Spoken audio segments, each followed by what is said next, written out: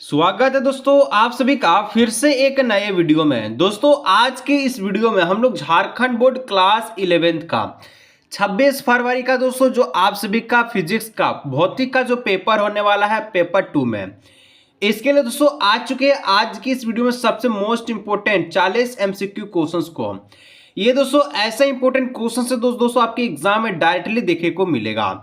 Video दोस्तों पूरा अंत तक देखिएगा, स्किप करके जाने का कोशिश बिल्कुल भी आप लोग मत कीजिएगा, क्योंकि आज का ये वीडियो दोस्तों आप सभी के बोर्ड परीक्षा 2026 के लिए 26 फरवरी को आपका फिजिक्स के पेपर के लिए दोस्तों चार चांद लगा देगा। तो चलिए बिना देरी की वीडियो को शुरू करते हैं और एक एक प्रश्न को हम लोग से बारीकी से सोल्व करते हैं। तो चलिए दोस्तों हम लोग एक एक करके सारा प्रश्न को सोल्व करते हैं, ठीक है। दोस्तों फिर से बोल दो कि दोस्तों झारखंड बोर्ड की क्लास 11 26 फरवरी के लिए दोस्तों सबसे मोस्ट इंपोर्टेंट वीवीआई आपका एमसीक्यू क्वेश्चंस आज का ये वीडियो में रहने वाला है। जैसे कि आप लोग देख सकते हैं पहला प्रश्न आ चुका है जो कि कहता है कि 1 न्यूटन इज इक्विवेलेंट टू, यानी कि 1 न्यूटन जो है कितने डाइन्स के बराबर होते हैं। तो 1 न्यूटन है दोस्तों आपका 10 की घात 5 डाइन्स के बराबर होते हैं। कहाँ दिख रहा है? ऑप्शन नंबर बी में दिख रहा है। यानी कि कहने का मतलब है कि 1 पर 6 जीरो, 1 पर क्या हो जाएगा 6 जीरो, इतने डाइन्स के बराबर होता है कौन? 1 न्यूटन, ठीक है, अकेला। चलिए अब देखिए 2 नंबर आपका फ्रीक्वेंसी का क्या पूछा है? डायमेंशन फॉर्मूला पूछा है कि आवृत्ति विमीय सूत्र क्या होगा? आवृत्ति का विमीय सूत्र है। तो यदि आप लोग फ्रीक्वेंसी क्या जानते हैं, फ्रीक्वेंसी का विमीय सूत्र निकालना है तो इसमें दोस्तों एम जो होगा दोस्तों आपका 0 होगा, एल का पावर भी 0 होगा और टी का पावर -1 में होगा, जो कि ऑप्शन नंबर डी में दिख रहा है। ऑप्शन नंबर डी इसका बिल्कुल सही आंसर हो जाएगा। अब देखिए 3 नंबर का प्रश्न है कि what does the speedometer of a vehicles read measure, किसी वाहन का स्पीडोमीटर क्या मापता है? तो सभी को पता है कि किसी भी वाहन का जो स्पीडोमीटर है क्या नापेगा? ये आपका नापता है इंटेंसिव स्पीड को, यानी कि जो भी आपका तात्क्षणिक चाल होता है, जैसे कि रुक रुक के रुक रुक के रुक रुक के जो गाड़ी चलते रहता है उसको क्या कहते हैं? इंटेनियस स्पीड, यानी कि आप सभी का जो है तात्क्षणिक वेग, यानी ऑप्शन नंबर सी सही आंसर हो जाएगा। आगे देखिए 4 नंबर कि which of the following is a vector quantity, निम्न में से कौन दोस्तों एक आदिश सदिश राशि, ठीक है। सदिश राशि दोस्तों देखिए हिंदी में आपको चिन्हने का मात्र है वह, कि जिस शब्द में आपको वह दिख जाए ना, ये आपका एक ट्रिक है, ठीक है, वो आपका सदिश राशि यानी कि वेक्टर क्वांटिटी होता है। इंग्लिश का कोई ट्रिक नहीं है। जैसे कि यहाँ पर देखिए इसमें वाह नहीं है, इसमें वाह नहीं है, इसमें नहीं है। विस्थापन में क्या है? यहाँ पर वाह छिपा हुआ है, यानी कि डिस्प्लेसमेंट क्या है? तो आपका एक क्या है? वेक्टर क्वांटिटी या सदिश राशि है, क्योंकि डिस्प्लेसमेंट क्या वो सीधा रास्ता में जाता है, यानी कि ए से बी तक हमको जाना है, ए से हमको बी तक जाना है तो ये सीधा जाएगा, ना कि ऐसे ऐसे ऐसे जाएगा। इसको हम लोग दूरी कहते हैं और सीधा वालों को हम लोग डिस्प्लेसमेंट कहेंगे, ठीक है। चलिए सीधी दूरी को। 5 नंबर रिलेशन बिटवीन दोस्तों पूछा है वेलोसिटी v और एंगुलर वेलोसिटी ओमेगा में, यानी कि रेखीय वेग v और कोणीय वेग ओमेगा में संबंध क्या होगा? तो देखिए हम लोग क्या जानते हैं कि जो आप सभी का, ठीक है, लीनियर वेलोसिटी होता है, ठीक है, ये r ओमेगा के क्या होता है? बराबर होता है, यानी ऑप्शन नंबर ए हो जाएगा कि v is equal to r omega, ठीक है। चलिए option number A correct answer हो जाएगा। अब 6 नंबर का प्रश्न आप लोग देख सकते हैं कि rate of change of angular velocity is called, यानी कि कोणीय वेग में परिवर्तन की दर को क्या कहते हैं? तो दोस्तों कोणीय वेग में परिवर्तन की दर को हम लोग जानते हैं क्या कहते हैं? इसको हम लोग कहते हैं, क्या कहते हैं? एंगुलर एक्सेलरेशन कहते हैं, यानी कि कोणीय त्वरण कहते हैं। कि कोणीय वेग में परिवर्तन कर रहा है, किसमें? एंगुलर वेलोसिटी में कर रहा है। तो जब भी एंगुलर वेलोसिटी की बात आए और जब भी परिवर्तन की रेट चेंज की बात आए तो दोस्तों हम लोग हमेशा एंगुलर एक्सेलरेशन को टिक मारेंगे, यानी कि कोणीय त्वरण को मारेंगे। आगे आपका 7 नंबर का प्रश्न कहता है कि relation between time periods T and frequency भी, यानी कि आप सभी का यहाँ पर पूछा कि आवर्तकाल टी और आवृत्ति भी में क्या संबंध होगा। तो यहाँ पर डायरेक्टली फॉर्मूला है, तो हम लोग जानते हैं v इक्वल टू क्या जानते हैं? 1/t जानते हैं, यानी कि जो आप सभी का जो यहाँ पर फ्रीक्वेंसी होगा, ठीक है, फ्रीक्वेंसी जो हो जाएगा वो आप सभी का 1/टाइम के बराबर होगा, यानी ऑप्शन नंबर ए बिल्कुल सही आंसर इसका हो जाएगा। अब देखिए 8 नंबर का प्रश्न है कि Newton first law of motion defined, Newton के गति का प्रथम नियम क्या व्यक्त करता है? तो देखिए न्यूटन के गति का 3 गो नियम होता है, सभी को पढ़े होंगे। जो पहला नियम है दोस्तों मोमेंटम ऑफ इनर्शिया का दर्शाता है, यानी कि जड़त्व आघूर्ण को यह दर्शाता है। तो ऑप्शन नंबर जो डी है बिल्कुल यहाँ पर सही आंसर हो जाएगा। अब आगे का प्रश्न यहाँ पर आप लोग देख सकते हैं। नेक्स्ट क्वेश्चन जो है कि an object of a mass 2 kg is the moving with acceleration of 50 centimetre per second square then force acting on it. 2 kg द्रव्यमान की एक वस्तु 50 सेंटीमीटर पर सेकेंड के त्वरण से गतिमान है, यानी कि वो गतिमान कितना से 50 सेंटीमीटर पर सेकेंड से है। इस पर लगने वाला बल ज्ञात कीजिए। सबसे पहले गिवन क्या हमारे पास गिवन है, जो मास है ये हमारे पास 2 kg है, मास क्या है 2 kg है। इसके बाद आपका एक्सेलरेशन जो है ये 50 सेंटीमीटर क्या है पर सेकेंड स्क्वायर है। अब हम लोग जानते हैं कि एक्सेलरेशन का जो यूनिट होता है ये मीटर पर सेकेंड का होता है, मीटर पर सेकेंड स्क्वायर का। तो यहाँ पर हम लोग को एक चीज चेंज करना है, ये 50 सेंटीमीटर को हमको मीटर में कन्वर्ट करना है। तो 50 सेंटीमीटर को मीटर में कन्वर्ट करने के लिए हम लोग 100 से डिवाइड लगाएंगे। 100 से डिवाइड लगाएंगे तो यहाँ पर आ जाएगा 0.5 आप सभी का मीटर पर सेकेंड स्क्वायर, ये आपका एक्सेलरेशन निकल करके आ जाएगा। अब फोर्स पूछा है तो अब सभी को पता है कि फोर्स का जो फॉर्मूला होता है ये क्या होता है, एम गुना ए, यानी कि मास गुना जो आपका एक्सेलरेशन। तो एम कितना है तो 2 kg था, एक्सेलरेशन का था कितना 0.5, ठीक है, मीटर पर सेकेंड स्क्वायर। अब गुना कीजिए, 2 को आप लोग 0.5 से गुना कीजिए तो 5 दूना 10 होगा। एक अंक के पॉइंट है तो आप लोग एक अंक के बाद पॉइंट को हटाइए, डायरेक्ट आप लोग 1 लिखिए। 1 क्या निकलेगा, फोर्स का SI मात्रक न्यूटन, यानी कि 1 न्यूटन इसका करेक्ट आंसर होगा। अब देखिए कौन सा ऑप्शन में है, तो ऑप्शन नंबर में ए है, यानी कि ऑप्शन नंबर ए हो जाएगा 1 न्यूटन। देखिए दोस्तों, झारखंड के जितने सारे विद्यार्थी हैं, यदि आप लोग चाहते कि अभी तक कुछ भी नहीं पढ़े फिजिक्स में, केमिस्ट्री में, बायोलॉजी में और मैथ में, अगर आप लोग चाहते कि हर सब्जेक्ट आपका अच्छी तरह से पार हो जाए, वही क्वेश्चंस आ जाए जहां से हम पढ़ सकते हैं, तो दोस्तों देखिए जय मां सरस्वती को वंदना करते हुए आप सभी के क्लास 11 साइंस के तो हल्का गेस्ट पेपर को रेडी किया गया है, जिसमें आप लोग स्क्रीन पर फोटो को देख सकते हैं। इसमें दोस्तों आपको ऑल सब्जेक्ट का गेस्ट पेपर मिलेगा ओनली फॉर कितना 79 में। गेस्ट पेपर आपको पीडीएफ के रूप में व्हाट्सएप पर मिलेगा, क्यूआर पे जो आपको भेजा जाएगा उस पर ऑनलाइन पेमेंट करने के बाद, और ऑनलाइन ही आपको गेस्ट पेपर मिल जाएगा। इसी से दोस्तों आपको सारा क्वेश्चन इसी से मैच हो जाएगा ऑब्जेक्टिव का, जिसमें आपको हिंदी इंग्लिश दोनों मीडियम में रहेगा आंसर के साथ। किसी को भी चाहे दोस्तों आप लोग इस नंबर पर व्हाट्सएप करके परचेज कर सकते हैं। अब देखिए 10 नंबर कि in a case of uniform motion acceleration is dash, एक समान गति की अवस्था में त्वरण होता है। तो देखिए सबसे पहले हम आपको बता दें, जो केस बोला गया है यूनिफॉर्म का, यूनिफॉर्म बोले थे एक समान, एक समान जैसे मोशन एक समान है। मान के चलिए देखिए यहाँ पर 10 किलोमीटर पर स्पीड से क्या चल रहा है, एक कार चल रहा है, और कार जो 50 किलोमीटर दूरी तय करता है, ठीक है, 50 किलोमीटर दूरी कहता है। लेकिन दोस्तों ये क्या करता है, गति इसका एक समान है, यानी कि 10 ही किलोमीटर का स्पीड से चल रहा है, ना धीरे या ना कम।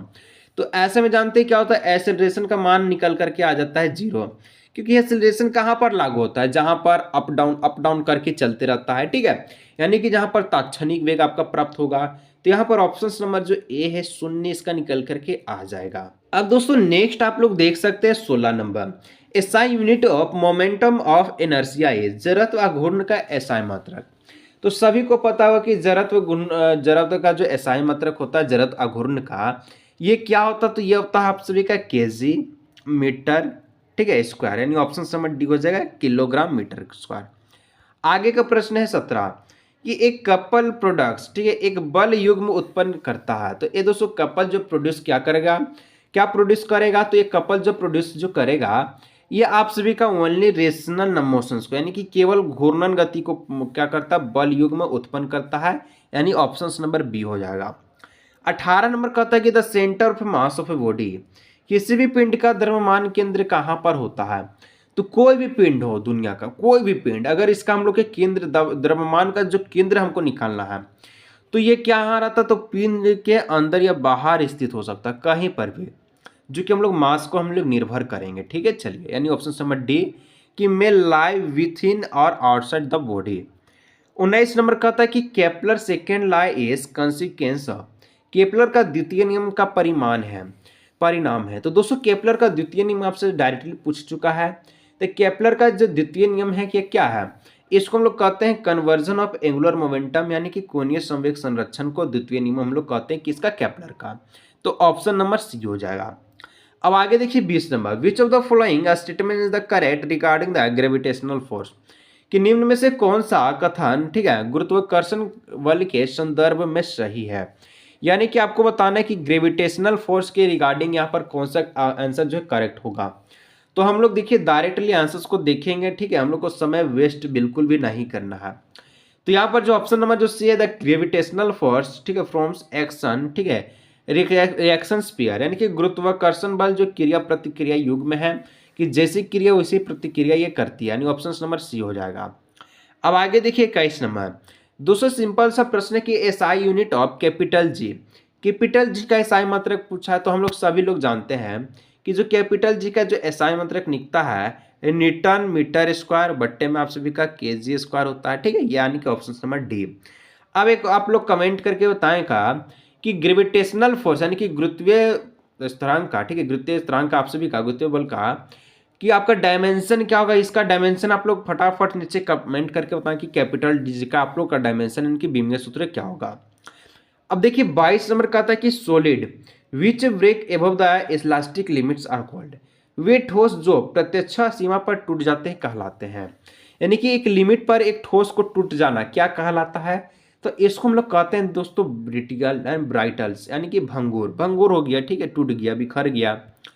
अब next is 23 number, the shear, देखिए shear modulus is also known as, कि अपूर्ण गुणांक को यह भी कहा जा सकता है, क्या हम लोग कहेंगे, तो इसको हम लोग कह सकते हैं कि मॉडुलस ऑफ रिजिडिटी, यानी कि दृढ़ता गुणांक, यानी ऑप्शन नंबर सी।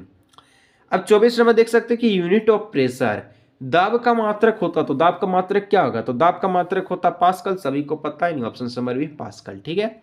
जो चीज पता होगा उस पर हम लोग जरा सा भी हम लोग टाइम को वेस्ट नहीं करेंगे। हाइड्रोलिक ब्रेक्स, ठीक है, are based on which law, यानी कि द्रव चालित ब्रेक किस पर निर्भर करता है। जो हाइड्रोलिक ब्रेक जो होता है ये दोस्तों किस पर डिपेंड करता है, तो ये पार्सल का लॉ पर, यानी कि पार्सल्स का नियम पर आपका डिपेंड करता है, ऑप्शन नंबर ए हो जाएगा। 26 number, out of following which is the fastest mode of the transfer of heat, निम्नलिखित में से किस विधि द्वारा ऊष्मा का स्थानांतरण सबसे तेज होगा। तो ऊष्मा का स्थानांतरण यानी कि गति सबसे तेज, गति का जो ऊष्मा है सबसे तेज कहां पर होगा, तो ये दोस्तों रेडिएशन में होता है, विकिरण में होता है, नहीं ऑप्शन नंबर सी हो जाएगा। 27 नंबर कि the zeroth law of the thermodynamics lead to the concept of, ऊष्मीय गतिकी का शून्य कोटि के नियम डैश की संकल्पना प्रदान करती है। तो किसके संकल्पना प्रदान करती है, तो ये टेम्परेचर का, दाब का, नहीं ऑप्शन नंबर डी। अब देखिए 28 नंबर कहता है कि इन एडियाबैटिक प्रोसेस रिलेटेंस बिटवीन, ठीक है, वॉल्यूम्स भी एंड प्रेशर भी पी, यानी कि रुद्र प्रक्रमण के में आयतन भी तथा दाब पी के मध्य संबंध स्थापित कीजिए। तो डायरेक्टली आपसे क्या पूछा है, यहाँ पर सूत्र पूछा है। तो सूत्र इसका जो हो जाएगा दोस्तों ये क्या होगा, पीवी इज इक्वल टू क्या हो जाएगा, कांस्टेंट हो जाएगा, यानी कि पीवीटी इज इक्वल टू क्या हो जाएगा, R is equal to constant, option number D. आगे देखिए 29 नंबर कि value of universal gas constant R, ठीक, कंटेंट आर, यानी कि संपूरक गैस नियतांक, ठीक है, आपका आर का यहाँ पर मान पूछा है। तो आप सभी का वैल्यू पूछा है गैस का, ठीक है, कांस्टेंट आर का वैल्यू पूछा है। इसका जो वैल्यू होता है 8.31 जूल पर मोल पर के, ठीक है, यानी ऑप्शन नंबर ए हो जाएगा केल्विन, ऑप्शन नंबर ए, ठीक है। अब देखिए 30 नंबर कि if the pressure and volume of the certain quality of ideal gas are double then its temperature, एक यदि आदर्श गैस की निश्चित मात्रा, दबाव या आयतन दुगने कर दी जाए तो इसका ताप होगा। तो जैसे दोस्तों यदि आप लोग प्रेशर एंड वॉल्यूम को क्या कर सकते हैं, आप लोग डबल कीजिएगा तो इसका टेम्परेचर कैसे निकल करके आएगा, जो टेम्परेचर निकलेगा ये आप सभी का, ठीक है, वो आपका 1/4 हो जाएगा, यानी ऑप्शन नंबर ए हो जाएगा, बी हो जाएगा, ठीक है, बिकम 1/4, ठीक है। चलिए 31 नंबर का आता है कि time periods of simple pendulum, सरल लोलक का आवर्तकाल क्या होगा। तो सरल लोलक का जो आवर्तकाल है ये आपका जो होगा टी का जो टी, देखिए इसको सबसे पहले क्या होगा, वीडियो दोस्तों मोबाइल में बढ़ रहा है, नहीं तो मैं आपको डिफरेंशिएशन करके यानी कि अवकलन करके सूत्र में आपको बता देता हूँ। डायरेक्टली फॉर्मूला पूछा तो आप लोग को झाम नहीं रखना, ऑब्जेक्टिव का पेपर है तो डायरेक्टली आपको क्या करना है, बनाना है, क्योंकि ऑब्जेक्टिव में कोई भी लोचे यहाँ पर हमको नहीं चाहिए, ठीक है।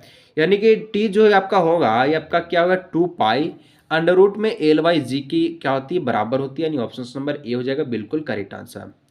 अब नेक्स्ट है 32 number frequency of second pendulum, second लोलक की आवृत्ति कितनी होती है? तो सेकेंड लोलक की जो आवृत्ति होती है 0.5 हर्ट्ज की होती है, यानी ऑप्शन नंबर ए हो जाएगा। ठीक है, चलिए अब देखिए 33 नंबर।